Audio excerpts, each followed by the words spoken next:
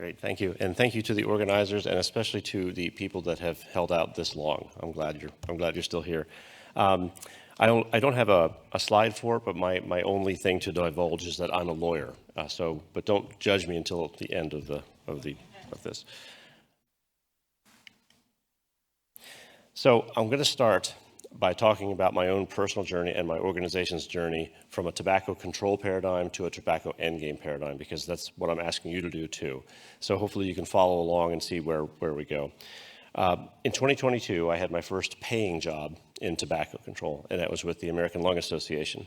And they had an orientation the day I got there, and the most important thing to them was to stress that as an advocate, I could never talk about prohibition, because it was too radical and they did not want to be seen as prohibitionists. I knew nothing about public health at that time or tobacco control. I only knew about international law. And so I took that to heart. That became dogma in my head for many years. But there were people out there that were thinking differently, and we have one of the pioneers here that's going to speak after me, that were looking at the tobacco epidemic and saying, why can't we think about prohibiting this product on the market? We have certainly gotten rid of other products that do far less damage, and some of those products were actually useful, like asbestos. So eventually, I came around and talked my organization into becoming the first tobacco control civil society organization to embrace Endgame as our main focus of work. And we launched what was eventually called Project Sunset, which has a very simple goal. It's to phase out the sale of commercial tobacco products. It was pretty lonely at first. We remained the only organization for a couple of years that was willing to push this. However, we were able to establish steering committees, one in the United States, one globally, of individuals who shared our vision of a world without tobacco sales and were willing to lend us their brains so we could figure out how do we get from where we are now to the point where tobacco endgame is a normal conversation within tobacco policy conversations around the world. We had a bit of luck in 2017. We were informed by one of our colleagues in Germany that the Danish Institute for Human Rights had entered into a contract with Philip Morris International.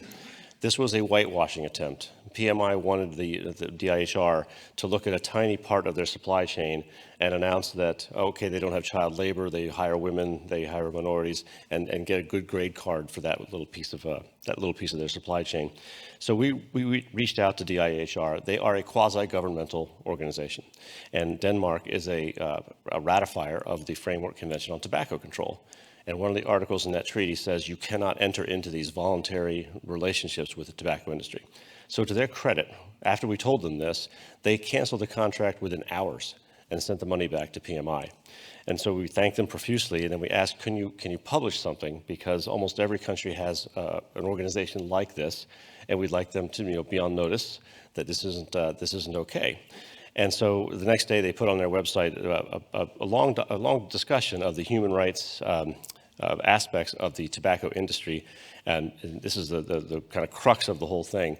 Basically, they were saying that the tobacco industry, in order to uphold basic human rights, had to go out of business tomorrow. So that made it much easier for us to convince our own colleagues, because if a human rights organization could agree that we need to get rid of tobacco, surely the groups that were involved in fighting tobacco ought to be able to do so. So we took that win and we went to the 2018 World Conference on Tobacco Control in Cape Town. And we were able to get the conference to adopt the Cape Town Declaration on Human Rights and a Tobacco-Free World, the first paragraph of which says basically what DIHR said, that we must work to get rid of these products entirely off the market if we're going to live up to basic human rights. And then a year later, we decided that now that we had a good hold on the tobacco control groups in the world, we should now move to the human rights groups, because that was the originator of it, and we thought we could get some good allies. So we set up a conference in Bucharest, and you see here, this is a picture. It was held in the presidential palace, and the president of Romania addressed the opening plenary. And they adopted the Bucharest Declaration on Human Rights and a Tobacco-Free World. Very similar text, except from a human rights standpoint. And even the Office of the High Commissioner of Human Rights for the UN sent a representative there who agreed with this. So now we had the human rights world on our side. Today, it has been normalized, the idea of Endgame. It is part of every discussion around the world about tobacco policy. I only put some examples here. If I was to put all the organizations that now support Endgame, you wouldn't be able to see any of them. Is anyone still here from Roswell Park? I heard someone was at one point. Oh, too bad. I just wanted to thank you. Roswell was an early adopter, and they've put a lot of resources into supporting us as we've pushed the Endgame agenda. In the last 2 years, we've held 3 summits for Endgame, 2 in the United States and 1 globally. The first one in the US was fully attended, but it was a curiosity. Everybody came, all the groups, to listen, but it was still new and just sort of this exciting new idea that really hadn't taken hold yet. But the next 2, last year we had the global and our second US, it was standing room only. And for every seat that we had, there were 2 or 3 applicants trying to get in there. They wanted to be part of this new movement, this new paradigm that we're thinking about ending the tobacco epidemic as opposed to mitigating it forever, which is what we've been doing for 70 years, is mitigating it. So now we've moved beyond tobacco control. And one of the first things I say to somebody when they ask what I do for a living, I say I don't work in tobacco control. I work in tobacco elimination, because control, the very word, implies that there's some level of death and disease that we can live with. And it should be 0. We should be aiming for 0. And certainly the mission statement of my organization says a world without the death and disease caused by tobacco, not a world with perpetual lowering of the death and disease caused by tobacco. So the getting rid of the word control has now become a thing. The California Department of Public Health jumped onto the Endgame wagon about 5 years ago, and about 3 years ago, they decided that they would change the name of their program, which had been around since 1989. So it's no longer the California Tobacco Control Program, it is the California Tobacco Prevention Program. And they're supplying real resources to jurisdictions in California to move forward on Endgame.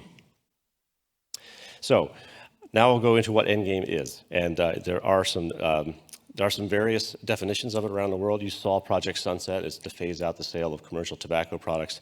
When people ask me what exactly is an Endgame policy, I say it's any policy or group of policies that will lead to the elimination of tobacco sales in that jurisdiction. And there's a lot of ways to get there, and I'm just going to go over a few of them here, and these are the ones that have been passed at some point by various governments. First, there's just a sales ban, and governments can do this. They can just say, we're done. Enough of this. You can't sell these products in our market anymore.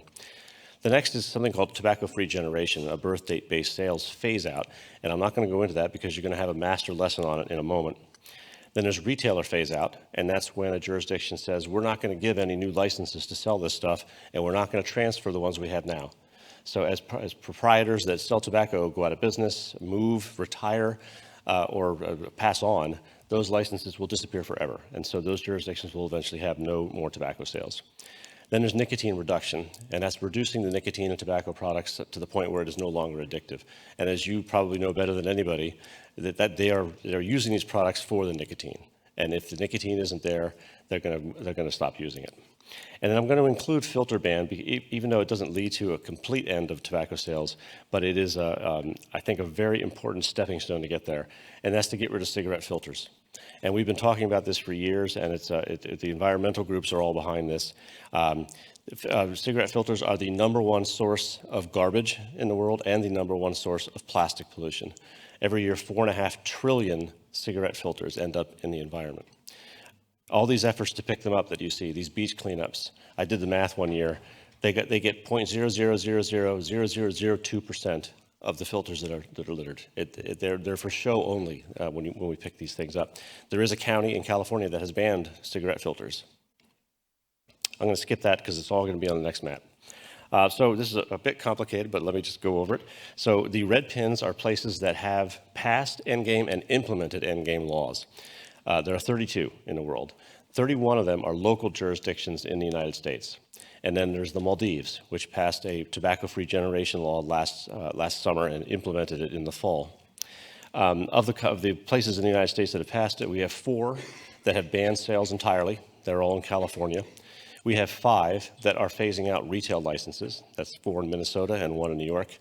And then we have 22 towns in Massachusetts that have passed a tobacco-free generation law and implemented it. So there are already people in Massachusetts who I believe are now 25 who cannot be sold tobacco in those towns because of the tobacco-free generation law in place. The blue pins are countries that have adopted endgame goals. And by endgame goal, I mean they've adopted a very aggressive prevalence rate that they want to get to by a particular year.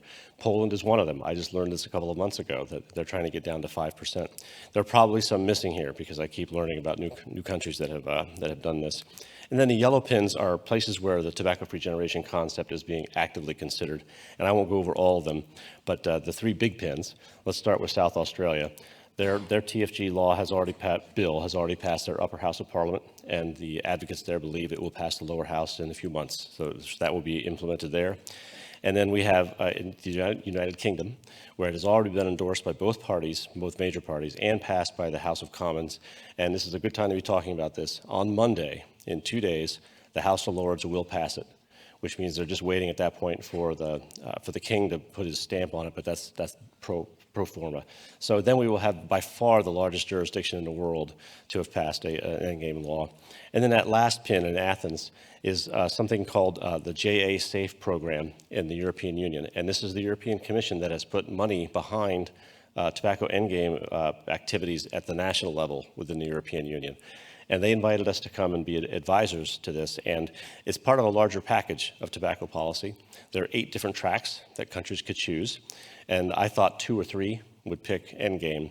It was 23 countries chose to go down the endgame path. It's a 4-year program, so don't look for any laws passed tomorrow.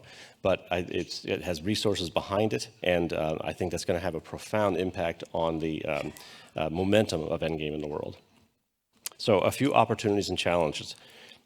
We've done polling all over the world, and wherever we ask it, however we ask it, it's wildly popular.